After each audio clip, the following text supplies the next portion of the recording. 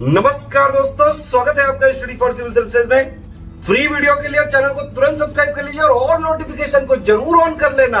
हमारा फ्री वाला टेलीग्राम ये वाला ग्रुप जरूर से जरूर ज्वाइन कर लीजिएगा।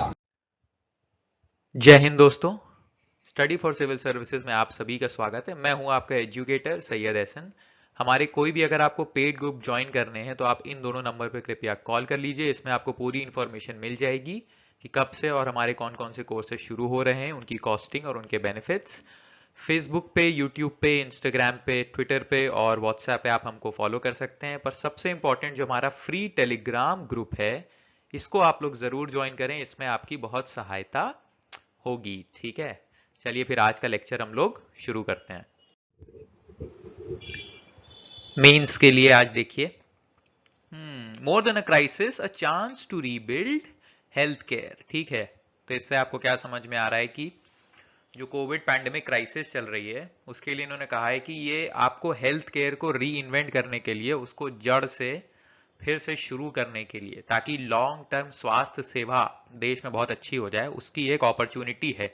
मतलब ट्रूली ये एक आपदा में अवसर वाली बात है, हेल्थ केयर जहां तक बात हो रही है। ठीक है, पेज नंबर 6 पे है ये आर्टिकल।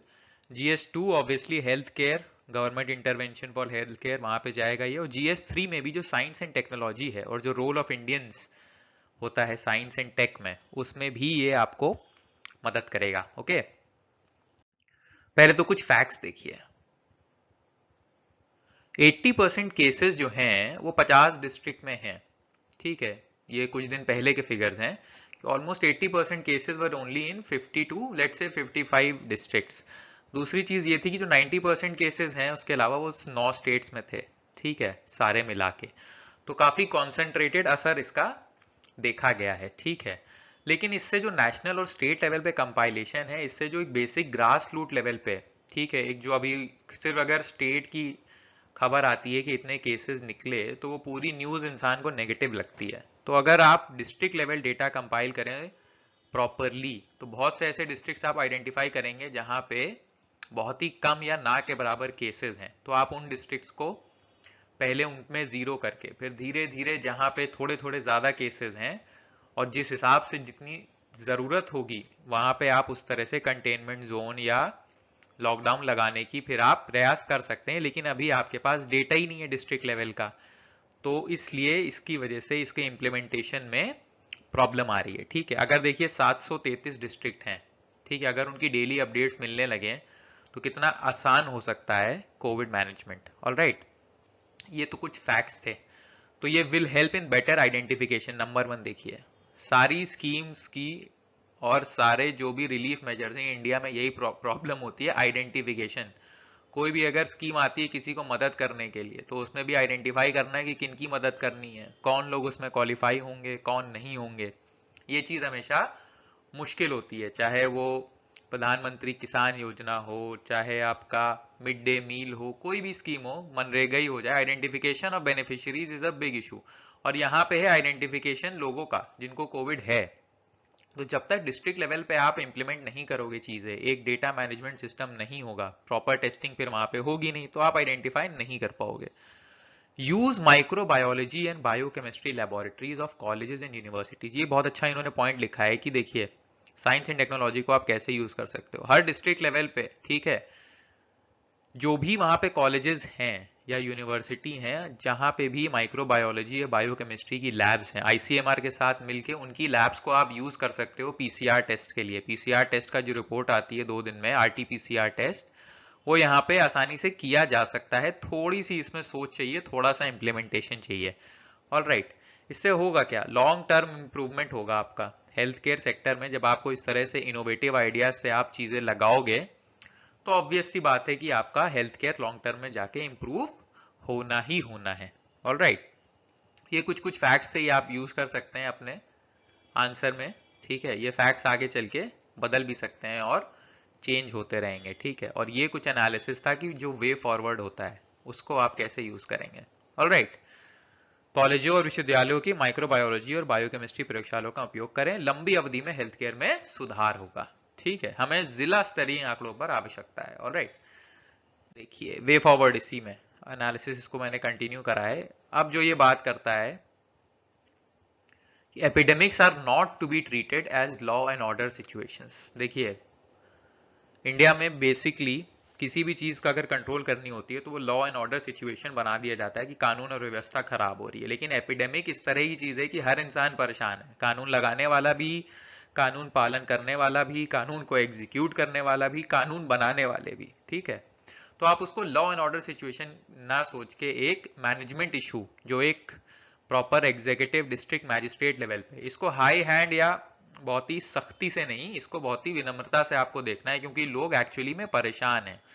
ऑल राइट, दूसरी चीज, इसको आप एज इट इज यूज करिएगा, इसको आप एज इट इज लिखिएगा अपने आंसर में। ठीक है, lockdown without testing are pointless. देखिए लॉकडाउन करने से ना एडमिनिस्ट्रेशन बहुत अच्छी दिखाई देती है ऊपर से, हर जगह की लॉकडाउन हुआ और लोग नहीं निकले तो मतलब अब कोरोना कम हो जाएगा या खत्म हो जाएगा। पर अगर उसमें आप लॉकडाउन करने के बाद घुस घुस के टेस्टिंग नहीं कर रहे हो मास लेवल पे, ठीक है, तो वो लॉकडाउन पॉइंटलेस है, उससे खाली लोगों को परेशानी होती है और इकोनॉमिक लॉस तो हो ही रहा है। अभी देखिए कल ही आपने देखा होगा कि इंडिगो एयरलाइंस ने अपनी 10% पूरी फोर्स जो थी, पूरा स्टाफ उनका 25,000 की टीम में से 2,500 लोग निकाल दिए हैं, जो कि काफी बड़ी समस्या है। अब आगे भी अलग अलग सेक्टर्स में ऐसा होगा। ठीक है, तो अगर ये क्यों हो रहा है इस तरह से, जब तक आप सबको टेस्ट नहीं करोगे, जब तक आप प्रॉपर टेस्टिंग नहीं करोगे, तब तक चीजें आगे बढ़ना मुश्किल है, तब तक लोग और डरे रहेंगे और नहीं निकलेंगे, क्योंकि केस तो आ ही रहे हैं, ऊपर से आप टेस्टिंग भी नहीं कर रहे हो प्रॉपरली। तो lockdown without testing are pointless. ठीक है, धरावी का एग्जाम्पल इसमें दिया गया था कि वहां पे देखिए धरावी में केसेस आना ऑलमोस्ट बंद हो गए हैं। मुंबई एज अ होल भी करीब कम केसेस आ रहे हैं, 1000 केस ही आ रहे हैं पर डे। तो कम्युनिटी पार्टिसिपेशन वहां पे देखा गया, लोग भी जागरूक थे और लोगों ने काफी एक दूसरे की मदद की है और एक दूसरे की परेशानियों को समझा है और उसके हिसाब से वहां पे कंट्रोल किया गया है। और म्यूनिसिपल एफर्ट्स, नगर निगम के प्रयास, ठीक है, तो ये दो देखिए, म्यूनिसिपल एफर्ट्स, यहाँ पे कहीं भी पुलिस का प्रयास नहीं है। ठीक है, क्योंकि अगर लोग अपनी तरफ से जागरूक होकर एक दूसरे के लिए सोचेंगे और सही से करेंगे और प्रॉपरली फिर नगर निगम के एफर्ट से सबकी टेस्टिंग होगी तो आपको रिजल्ट्स मिलते हैं। तो ये कह देना कि अरे कुछ भी कर लो सबको होना है, या किसी कोई बचना मुश्किल है, या किसी को भी ब्लेम कर देना, ये सही नहीं है। कम्युनिटी पार्टिसिपेशन अगर आप करेंगे एक दूसरे के साथ मिलके, तो जाहिर सी बात है कि फिर नगर निगम और जो नगर पालिका होती हैं वो भी अपना काम करने में सक्षम हो पाएंगे। ठीक है, जो इसमें दूसरी चीज है आपदा में अवसर वाली बात की, chance for Indian biotechnology in bio pharmaceutical. ठीक है, ये बहुत इंपॉर्टेंट है कि देखिए इंडिया ऑलरेडी काफी वर्ल्ड फार्मेसी कहा जाता है, लेकिन अब जो पीपीई किट्स हो गए, मास्क हो गए, ठीक है, ये सब बनाने में भी अगर मैन्युफैक्चरिंग सेक्टर को अच्छे से बूस्ट दी जाए लोकल लेवल पे, तो इंडियन बायोटेक्नोलॉजी और इंडियन बायो फार्मास्यूटिकल और जो इसमें नए नए यूथ युवा इसकी पढ़ाई करने जा रहे हैं, उन लोग के जो प्लेसमेंट होंगे, उनके जो फ्यूचर अपॉर्चुनिटीज हैं वो इसमें बहुत बढ़ेंगी। राइट, तो इसने बोला है कि India can become a hub for biotechnology and bio pharmaceutical, क्योंकि हमारे पास ह्यूमन रिसोर्स है, हमारे पास यूथ भी है जो इसमें पढ़ाई भी कर रहा है, सिर्फ एक पॉलिटिकल विल और इम्प्लीमेंटेशन की जरूरत है। तो आप जाके एक मैन्युफैक्चरिंग जायंट भी बन सकते हैं और इनोवेशन जो रिसर्च होता है, आर एंड डी, ठीक है, उसमें भी आप आगे चल के बहुत इसका सदुपयोग कर सकते हैं। ऑल राइट, तो chance for Indian biotechnology and biopharmaceutical to upgrade themselves, और एक बार ये होने लग गया, ठीक है, तो उससे आपका ग्रास रूट लेवल पे और डिस्ट्रिक्ट लेवल पे काफी आपको देखने को मिलेगा कि जो हेल्थ इंडिकेटर्स हैं वो इंप्रूव करेंगे। ऑलराइट, चलिए आगे बढ़ते हैं। आंसर राइटिंग में देखिए, द कोविड-19 crisis is a chance to improve health care in India for the future. ठीक है, इसमें आपको मैंने और भी एडिटोरियल कराए हैं हेल्थ केयर से रिलेट होके जो आए थे कि इसको हमें कैसे यूज करना है, आपदा में अवसर वाली जो बात थी, तो उसमें आप इसको लिखने की कोशिश करेंगे। कोविड-19 संकट भविष्य के लिए भारत में हेल्थ केयर को बेहतर बनाने का मौका है। ऑलराइट, तो इसको करिएगा, आप लोग लिखिएगा, फिर मुझे दिखा सकते हैं या बताइएगा नीचे कमेंट्स में कि कैसे आपने आंसर लिखे हैं। ठीक है, दूसरा आर्टिकल जो आज मेंस का है वो देखिए, नो राइट आंसर, मतलब कोई भी सही जवाब नहीं है। पेज नंबर 6, देखिए आर्टिकल का नाम ही कंफ्यूजिंग है, तो हम लोग कैसे सही जवाब दे पाएंगे इसके अंत में, क्या हम लोग दे पाएंगे? चलिए देखते हैं। GS2 एजुकेशन से रिलेट करेगा ये, ठीक है, ये बात कर रहा है स्कूल एजुकेशन के बारे में, और आप लोग को ध्यान देना है कि स्कूल एजुकेशन और यूनिवर्सिटी एग्जाम्स में काफी फर्क होता है। ऑलराइट, तो देखिए इसका एनालिसिस में सबसे पहली चीज जो मैंने लिखी है, school is different from university. ठीक है, यूनिवर्सिटी के एग्जाम्स, आपके फाइनल ईयर जो एग्जाम्स की बात चल रही थी वो अलग इशू था। ठीक है, पर जो स्कूल होता है वो एक पूरा साल, एक एकेडमिक ईयर, और एक जो बच्चे की जो ग्रोइंग अप ईयर्स होते हैं, ठीक है, अगर वो एक पूरा साल उसका वेस्ट हो जाए तो एज वाइज, ठीक है, उसमें काफी प्रॉब्लम, और मेंटली उनके जो परिवार है, घर हैं, यूनिवर्सिटी वालों में भी यही सब चीजें हैं, बट स्कूल जो होता है एक यंग डेवलपमेंट के लिए। ठीक है, आपका बच्चा किसी भी क्लास में हो सकता है, first, second, third, fourth, fifth, तो अगर वहां पे अगर पूरा साल वेस्ट हो जाए और अगर उसको आगे ना बढ़ने दिया जाए, ठीक है, तो ये बहुत ही एक तरह से बेवकूफ़ी वाली भी बात होगी, और ऐसा बिल्कुल नहीं होना चाहिए। दूसरी चीज जो इस आर्टिकल में थी कि ऑल कंट्रीज आर एक्सपेरिमेंटिंग। देखिए अलग अलग देश अलग अलग लेवल पे एक्सपेरिमेंट कर रहे हैं कि स्कूल एजुकेशन कैसे करी जाए डिस्टेंसिंग मेंटेन करके। ठीक है, तो अभी जो रिपोर्ट्स आई हैं उसमें ये है कि जो 10 से 19 साल के बच्चे होते हैं, अडोलेसेंट जिनको हम बोलते हैं, उनकी भी जो क्षमता है वायरस दूसरों को देने की, वो ऑलमोस्ट बराबर है एक प्रॉपर एडल्ट के। ऑलराइट, तो उनको स्कूल में बैठा के इस तरह से पढ़ाना ये तो अभी सही नहीं होगा। ठीक है, आपको कुछ ऐसा निकालना है कि आप पूरा एक साल वेस्ट ना करें और इन्फेक्शन भी ना हो। ऑलराइट, एक अकादमिक वर्ष बर्बाद नहीं और कोई संक्रमण ना हो, ऐसा सुरक्षित करना है आपको कि कोई इन्फेक्शन भी ना हो और साल भी वेस्ट ना जाए, तो एक बैलेंस बनाना चाहिए। ठीक है, दूसरी चीज आपको देखनी, right to education. Right to education हमारे कॉन्स्टिट्यूशन के किस आर्टिकल में कहां पे है, कब आया था, ये आप मुझे कमेंट्स में बताएंगे। देखिए राइट टू एजुकेशन तो भारत में है ही, तो पढ़ाना तो आपको उनको है ही। ठीक है, in any case fundamental right है वो, लेकिन आप कैसे करेंगे, इसमें फिर बात आई कि ऑनलाइन एजुकेशन।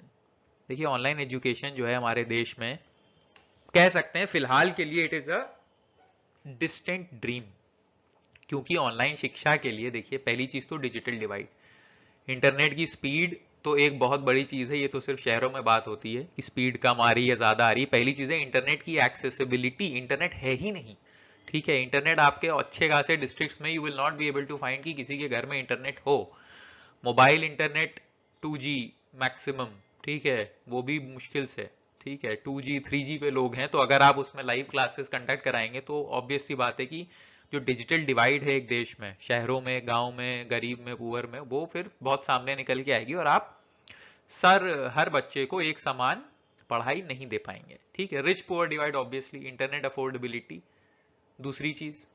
ठीक है, जब यहाँ पे ऑलमोस्ट 90 करोड़ लोग पॉवर्टी लाइन के नीचे जाने की आशंकाएं हैं आगे चल के, जो आपके निकलेंगे आंकड़े उसके हिसाब से, तो आप समझ सकते हैं कि रिच पुअर डिवाइड तो इंटरनेट अफोर्डेबिलिटी और एजुकेशन पे किसी परिवार का फोकस दे पाना कि मेरा बच्चा पढ़ जाए इस सिचुएशन में, it will be very tough.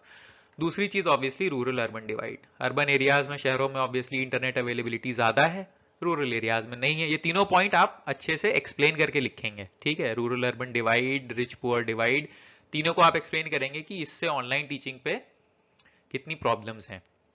Alright, जो इसमें एक और बात की गई है कि जो अभी कुछ आपने देखा होगा, सिलेबस रिड्यूस किया है सीबीएसई ने, 30% सिलेबस रिड्यूस किया है, लेकिन जो रिड्यूस हुआ है सिलेबस वो उन टॉपिक्स पे किया गया है जिन पे कुछ ना कुछ पॉलिटिकल मुठभेड़ चलती रहती है ऑपोजिशन से। तो ये एक बहुत ही गंभीर समस्या वाली बात है कि डेमोक्रेटिक राइट, सेक्युलरिज्म और सिटीजनशिप, ये चैप्टर्स क्यों रिमूव किए गए। मतलब इसमें ये एक्सपर्ट्स के द्वारा ना किए जाने से ब्यूरोक्रेटिक या नौकरशाही बाबुओं द्वारा किए गए हैं। तो this is a very very important point कि इसमें सिर्फ एकेडमिक एक्सपर्ट्स को ही किया जाना चाहिए, और क्या रैशनल है सिलेबस कम करने का, और सिलेबस अगर कम किया गया है तो इस तरह के टॉपिक्स क्यों कम किए गए हैं। ठीक है, ये क्या दर्शाता है, एथिकल वैल्यूज, अगर ये तीनों चीजें बच्चे नहीं पढ़ेगा जो कि संविधान का कोर है, डेमोक्रेटिक राइट्स और सेक्युलरिज्म तो प्रीएम्बल में ही है। ऑलराइट, तो इस पे चर्चा होनी चाहिए कि ऐसा किया गया है तो क्यों किया गया है। ठीक है, ये ऑब्वियसली एजुकेशन में जाएगा, इस पे मैंने आपको सवाल नहीं दिया है, ये कभी हॉट डिबेट का टॉपिक है और ये धीरे धीरे आगे बढ़ता रहेगा। जैसे जैसे इसमें और चीजें सामने आएंगी हम लोग आपको आगे इसमें और बताएंगे, और आपको फिर मैं इस पे क्वेश्चन भी दूंगा। और education as a whole topic जो है कोविड टाइम्स में एजुकेशन का फ्यूचर, इस तरह से एक ऐसे आ सकता है, निबंध आ सकता है। तो उसके भी मैं आपको एक टॉपिक लिख के एक दिन दूंगा जिसमें आप 600 शब्द लिखेंगे। ऑलराइट, आज के लिए इतना ही है, कल मिलते हैं दोस्तों। धन्यवाद एंड जय हिंद।